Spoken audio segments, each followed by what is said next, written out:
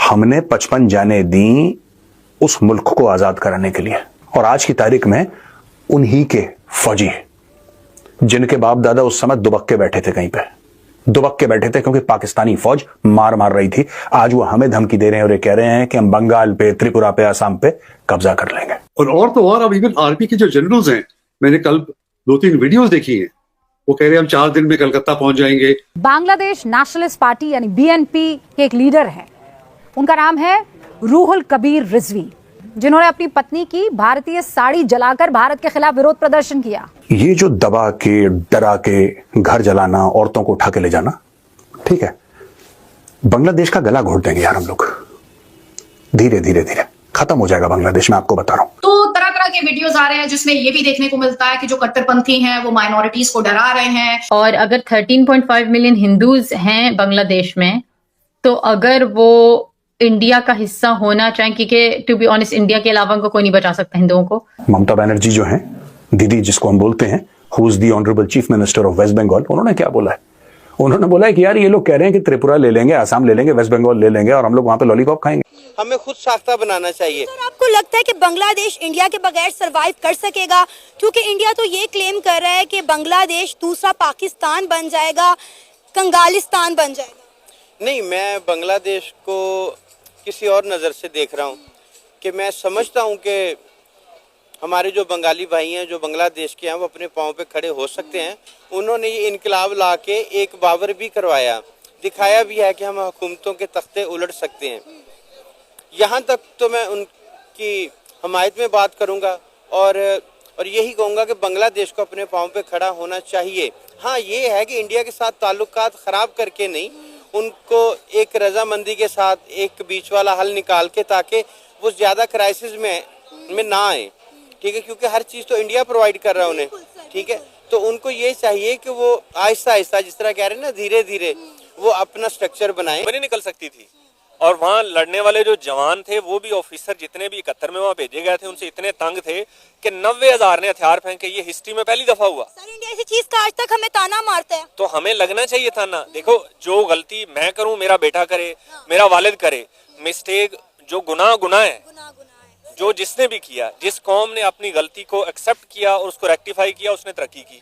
बांग्लादेश ने अपनी तमाम मिस्टेक्स को रेक्टिफाई किया है।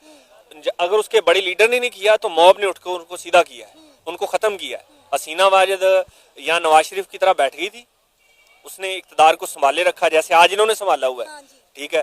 वो बैठी रही, अपनी मन मर्जियां करती रही, बंदे सारे उन्होंने फड़का दिए, जुल्म किया जमात इस्लामी के ऊपर, कोई लीडर नहीं छोड़ा। आज वो किधर है? देखें, जुल्म है, एक हद तक बढ़ेगा, उसके बाद खत्म होना है। उसने अंधेरी रात को वहां से सूरज तुलू होना है ना, सूरज ने, अब वो खत्म हो गया मैटर। दुनिया में आज देखने के जो भी हालात चल रहे हैं, पाकिस्तान का इंडिया का कंपैरिजन नो डाउट नहीं बनता, लेकिन सवाल मेरा ये है कि आज जो बांग्लादेश और पाकिस्तान मिलके जो ये चाह रहे हैं कि भाई इंडिया के ऊपर हम बम फेंक देंगे, हम किसी को बर्बाद करने की सोचते हुए कभी कामयाब हो सकते हैं? मुझे बस इतना बताएं। नहीं सर, नहीं, आपको लगता है कि मैं किसी को बर्बाद करने का सोचूंगा कामयाब हो जाऊंगा? सर, ये आपकी सोच गलत है। अगर किसी के लिए खड़ा होते हैं ना, वो सबसे पहले आपको सामने आएगा, ठीक है। हुआ भी ऐसे है, अगर हम किसी के लिए करेंगे तो कुछ भी नुकसान, वो सबसे पहले हमारे ऊपर आएगा, वो सबसे पहले हमारे ऊपर आएगा। हम किसी को बर्बाद करने का सोचे कि भाई मैं ऐसा करता हूं कि मैं इंडिया को बर्बाद कर दूंगा, मैं, हम मुसलमान हैं, मुसलमानों में पावर बहुत है, तो बांग्लादेश भी हमारे साथ मिल गया, तो हम इंडिया को जो तबाह करते हैं, खत्म करते हैं, ऐसे क्या ये हमारे लिए फायदेमंद है? हां, मिलेगा क्या? पहले नंबर पे हम घर मारेंगे, देन हमें मिलेगा क्या? हम तबाह कर देते हैं, हम तो जाके राशि में मिलेगी। हां, बताएं। और उन्होंने दूसरे नंबर पे उधर से क्या कोई रिएक्शन नहीं आएगा कि हमारा नुकसान नहीं होगा? आप क्या कहना चाहेंगे? सर, हमें ये तो सोच रखनी नहीं चाहिए ना, सारे इंसान हैं, हम इसको तबाह क्यों करेंगे? ठीक है, हम उस वक्त किसी को तबाह करेंगे जो हमारे मुल्क को नुकसान पहुंचा रहा होगा, हमें नुकसान पहुंचा, हमारे घर को तबाह करेगा। एक मिनट, फजूल में हमें सारे हमसायों को के साथ भी सुलह से रहना चाहिए, मोहब्बत से रहना चाहिए, वो भी इंसान है, ठीक है। अगर वो ताकतवर हुए तो अपने बलबूते पे ताकतवर हुए। हां, हमें हसद जलना नहीं चाहिए। हम अगर बर्बाद हो रहे हैं ना, तो हम अपनी वजह से बर्बाद हो रहे हैं। पता क्यों? सर, बात है, हमारे ऊपर जो भी बैठे हमारे मुल्क को चला रहे हैं, निजाम में से जब करप्शन, बेईमानी, कोई भी बता, एक बंदा तैयार करके बैठ जाए ना, एक बंदा कि जी मैंने बेईमानी नहीं करनी, ना बेईमानी बर्दाश्त करनी है, तो अल्लाह की कसम वही बंदा मुल्क चलाएगा। उसमें सेंस होना चाहिए। पता क्यों? जो बंदा अपना सोचेगा, अपनी जेब का सोचेगा, काटता फिरेगा सबको, तो खाएगा पिएगा और निकल जाएगा। एक मिनट सर, हमें क्या करना चाहिए नौजवानों को? सुनिए, शर्मिंदगी की बात ये है कि आने वाले वक्त में बुजुर्ग कौन होंगे? हम जो जनरेशन चल रहे हैं ना, हम आने वाले वक्त में बुजुर्ग होंगे, जिंदा रहेंगे। सर, हमें अगली जो हमारी जनरेशन है ना, उसको सोच देनी चाहिए, और हमें भी।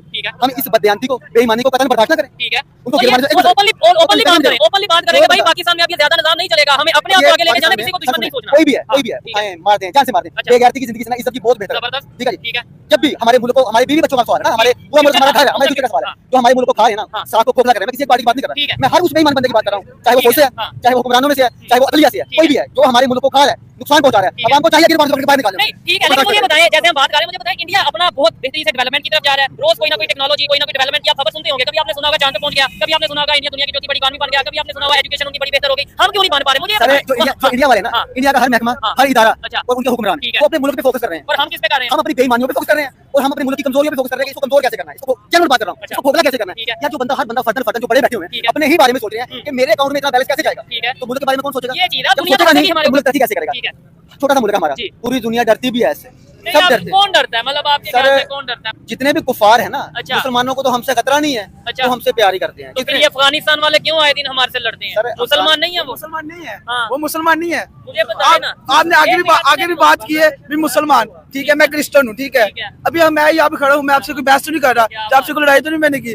अब हर बात पे ये कह रहे हैं भी मुसलमान मुसलमान क्या इधर अपना ईमान क्या होना चाहिए मेरे भाई, अपना ईमान क्या होगा ना, हर चीज में मैं इनको अप्रिशिएट करता हूँ। अच्छा, पाकिस्तान में ठीक है। ज्यादा मुसलमान, ठीक है, तो हम फिर जो काम है उन्हें इग्नोर कर रहे हैं। सुने जवाब देता हूँ भाई। ठीक है, पाकिस्तान में अक्सरियत मुसलमान है, जी बिल्कुल, बाकी भी कौमें हैं, ऐसे ही है। बाकी कौमों से इशू नहीं है, अच्छा, ईसाइयों से, हिंदुओं से, उनसे इशू नहीं है। क्यों नहीं इशू?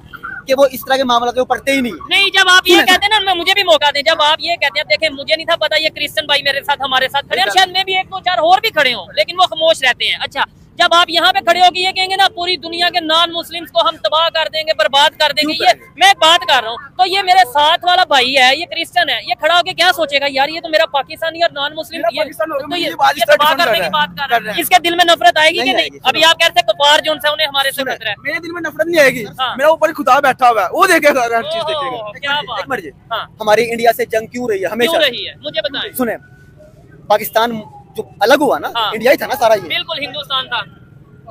कायदे आज़म मोहम्मद अली जिन्ना साहब ने मुसलमानों को लेके अलग एक मुल्क बना दिया कि हिंदू और मुसलमानों का फसाद ना हो। अच्छा, हमारी पूरी दुनिया में लड़ाई किससे ज्यादातर इंडिया से होती रही है, चार जंगें हमारी 4 जंगें हुई है ना, और तो किसी मुल्क से नहीं ना हुई 4 जंगें। ये था हिंदुओं और मुसलमानों का, ईसाइयों का इसमें मसला था ही नहीं, शुरू से नहीं था। अच्छा, ठीक है ना, हिंदुओं और मुसलमानों का मसला था जो शुरू से चलता आ रहा है। हमारी जंगें हुई हैं, हमें खतरा जब भी हिंदुओं को होगा तो मुसलमानों से होगा, मुसलमानों को होगा तो हिंदुओं से होगा। आप इस बात से एग्री करते हैं? मैं तो इस चीज को नहीं समझता। मेरे ख्याल से जब खतरा होगा हमें अपनी सोच से होगा। जब हम ये सोच नहीं ना बदलेंगे कि वो हिंदू है, वो काफर है, वो सिख है, वो क्रिश्चियन है, तब तक हम आगे नहीं जा रहे। हमारा जो कलाम है ना, हमारा जो कलाम है उसमें लिखा हुआ है, हमारे खुदा ने कहा अगर कोई एक गाल भी मारता ना, दूसरी गाल आगे कर दो, ठीक है। अगर दूसरी गाल भी आगे करने से इज्जत कम होती ना, आप मेरे से ले लो, ठीक है। अगर ए भाई मैंने कुछ क्या भी लेना ना, मैं जब करके सुनी जा रहा है, हर पर ना लॉजिक है, बार-बार एक गाल ना दोहराऊं। उर्दू जी, हां, ये एक बात बात हट कर दिया, कौन सी बात है? अभी हमारा आप ये बात कर रहे हैं ये फलस्तीन के बारे में, हमारे जो से क्रिश्चियन भाई हैं, ठीक है, उसमें चाहे एक बंदे ने भी गलती होगी, इंसान है, गलती हो जाती है, उस बंदे को चौंक में खड़ा करके फायर भी मार देंगे ना, कोई बंदा डिफरेंट बोलेगा नहीं है।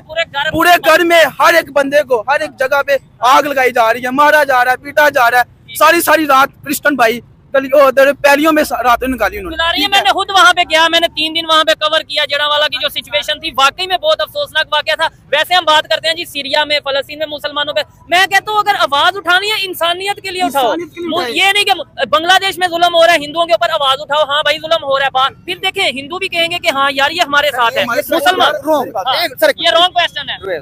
इंसानियत के लिए आवाज उठाएं। एक मिनट, कश्मीर 70 साल से इंडिया के है उसमें, अच्छा है ना, जुल्म हो रहा है, अच्छा, लोग मर रहे हैं, शहीद हो रहे हैं। फिर मैं आपको बताता हूँ, पूरी दुनिया में इंसानियत के नाते किसी ने आवाज उठाई? किसी एक मुल्क ने पूरी दुनिया में, एक मिनट सर, बात पूरी करें, पूरी दुनिया में किसी एक मुल्क ने इंसानियत के नाते आवाज उठाई? कश्मीर को क्यों कह दिया? मैं आपको जवाब दूं इसका। मुझे बताएं, आप ही कल की खबर है कि पाकिस्तान साइड कश्मीर, जो लोग थोड़े इंटरनेट या सोशल मीडिया यूज करते हैं मेरी बात को समझेंगे, कल पाकिस्तान साइड हमारे आजाद कश्मीर में ये प्रोटेस्ट हो रहा था कि हम पाकिस्तान से अपना राब्ता ही खत्म कर देंगे अगर पाकिस्तान ने हमारी डिमांड न मानी इसका। और फिर आप ये कहते हैं इंडिया कश्मीर पे जुल्म कर रहा है, पाकिस्तानी कश्मीर के साइड के कश्मीर हमारे साथ खुश है? नहीं खुश। तो फिर हम यानी लेट्स सपोज मैं अपने घर में लड़ाई कर रहा हूँ और दूसरों को खुद नहीं चाहते हम लोग बेअसूले हैं, हम असूल पे नहीं चलते। अच्छा। मेरी बात सुने, हम इंडिया पे हमला करने की सोचते हैं। अच्छा। इंडिया पे, इंडिया ने भी हमें कोई उंगल दी है? पंजाबी की बात आ गई ना, तंग किया नहीं किया। अगर जो इसराइल ने फलस्तीन को तंग किया वो भी मुसलमान है। अगर आप मुसलमानों पे बात कर रहे थे तो जो है ये इसराइली वो जुल्म कर रहे हैं। अच्छा। पाकिस्तान बैठा है उधर हमला नहीं करता, इधर बकचोदी लगा रहा है हमारे साथ। अच्छा। हमें दिखावा कर रहा है। उधर उन्होंने हमारा क्या हम बिगाड़ा? ये कहते हैं इंडिया को ये कर देंगे, इंडिया को ये कर देंगे, पहले नंबर पे ये सोच नहीं हमें रखनी चाहिए। और एक मेरा सवाल था कि हमने डॉक्टर अब्दुल कदीर खान के साथ क्या किया, और वहां पे जिन्होंने एटॉमिक प्रोग्राम या न्यूक्लियर प्रोग्राम इस तरीके से मिसाइल खासतौर पे वो किया, लॉन्च किया या उसके ऊपर वर्क किया, डॉक्टर अब्दुल कलाम, उन्होंने उन्हें प्रेसिडेंट बना दिया। मुसलमान थे लेकिन इंडिया का प्रेसिडेंट बना दिया।